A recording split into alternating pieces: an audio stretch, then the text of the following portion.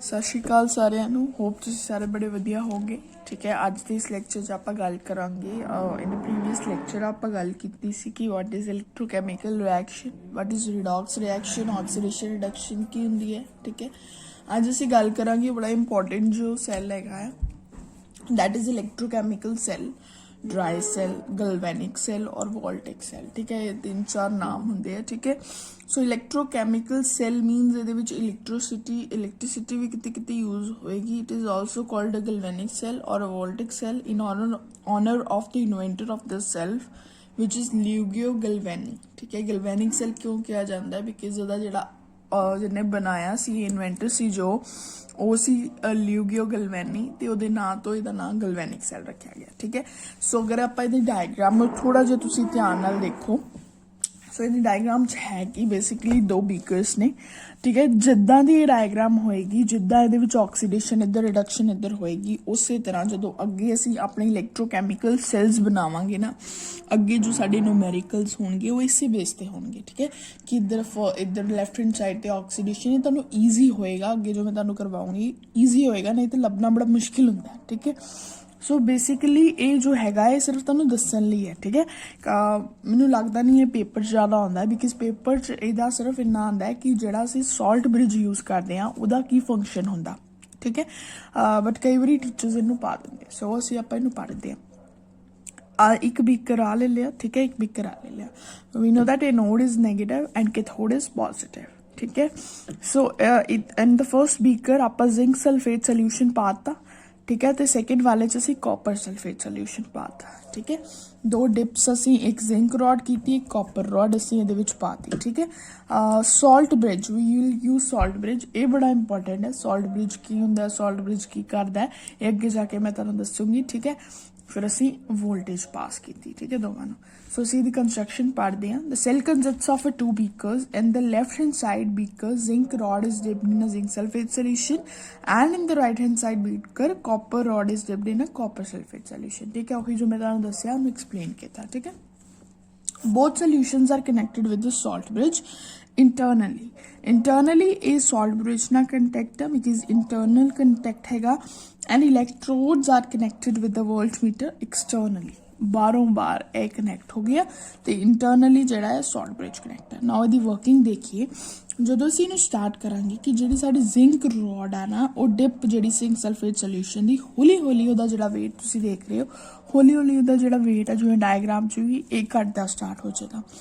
ਘਟਣਾ ਸਟਾਰਟ ਹੋ ਗਿਆ ਮੀਨਸ लॉज ऑफ इलैक्ट्रॉन्स। एंड पहले तुहानूं मैं पहले ही लैक्चर च दस्सिया सी कि लॉज ऑफ इलैक्ट्रॉन्स मीनस लियो मतलब laws of इलैक्ट्रॉन्स मीनस oxidation.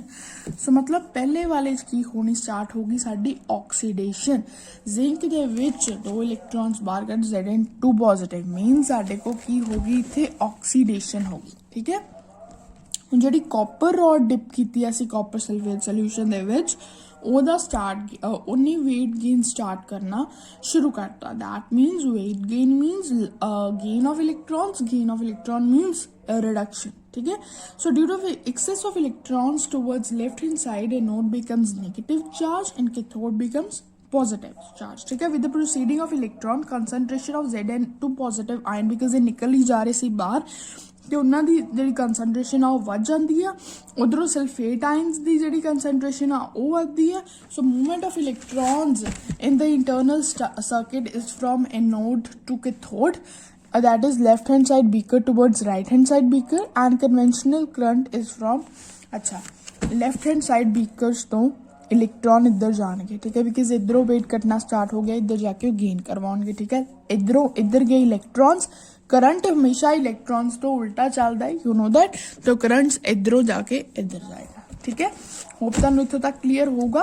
Internal circuit जिहड़ा कंप्लीट किया बाय सॉल्ट ब्रिज। ठीक है, इन्वर्टेड एक ग्लास ब्रिज होंदी है। Internal circuit is completed because salt bridge की करता है, it helps in a migration means movement लिखादी सल्फेट आइंस दी मूवमेंट नूं थ्रू इट करता है नो पास करवाना। ठीक है, which neutralizes excessive Zn2 positive ions in the left hand beaker.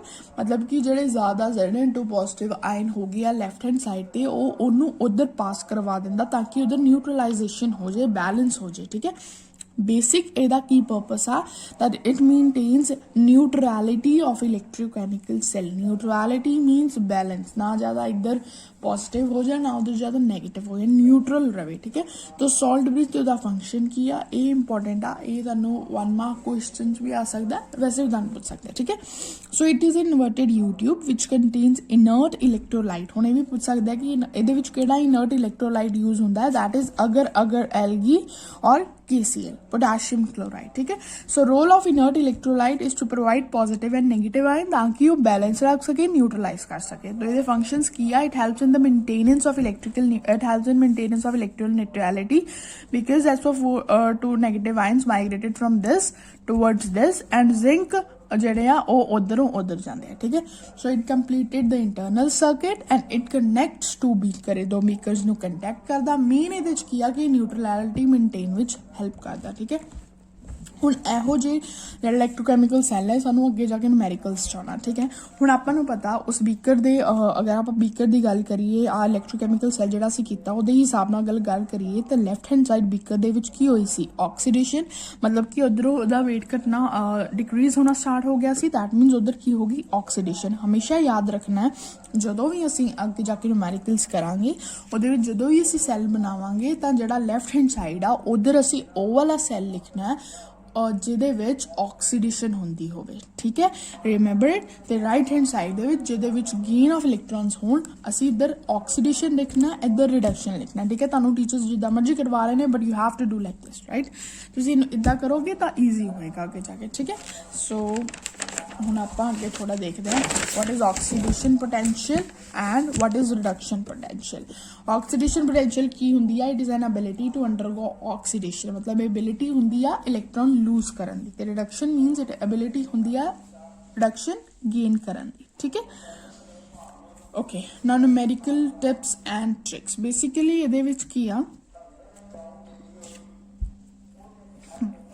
ਹੁਣ ਜਿਹੜਾ ਦੇਖੋ ਮੈਂ ਤੁਹਾਨੂੰ ਦੱਸਦੀ ਹੁਣ ਆ ਦੇਖੋ ਇੱਧਰ ਹੋ ਗਿਆ A to A positive, means ਇੱਥੇ ਕੀ ਹੋ ਰਹੀ ਆ, ਆਕਸੀਡੇਸ਼ਨ ਹੋ ਰਹੀ ਆ, ਮਤਲਬ ਇੱਧਰੋਂ ਘਟ ਗਿਆ, ਠੀਕ ਹੈ। ਇਹ 6 ਵੋਲਟ ਦਿੱਤਾ ਸਾਨੂੰ, ਇੱਦਾਂ ਨੂਮੈਰੀਕਲਸ ਆਉਣੇ ਅੱਗੇ ਜਾ ਕੇ। ਇਹ ਸਿੰਪਲ ਮੈਂ ਤੁਹਾਨੂੰ ਦੱਸ ਰਹੀ ਕਿੱਦਾਂ ਆਉਣਗੇ, ਠੀਕ ਹੈ। ਇੱਧਰ B ਪੋਜ਼ਿਟਿਵ ਟੂ B ਹੋ ਗਿਆ, ਮੀਨਸ ਇੱਧਰ ਇੱਕ ਪਹਿਲਾਂ ਘੱਟ ਸੀ ਇਹਨੇ ਨੂੰ ਦੇਤਾ ਤੇ ਵੱਧ ਗਿਆ, ਮਤਲਬ ਕਿ ਇੱਧਰ ਕੀ ਹੋ ਗਈ, ਰਿਡਕਸ਼ਨ, ਠੀਕ ਹੈ।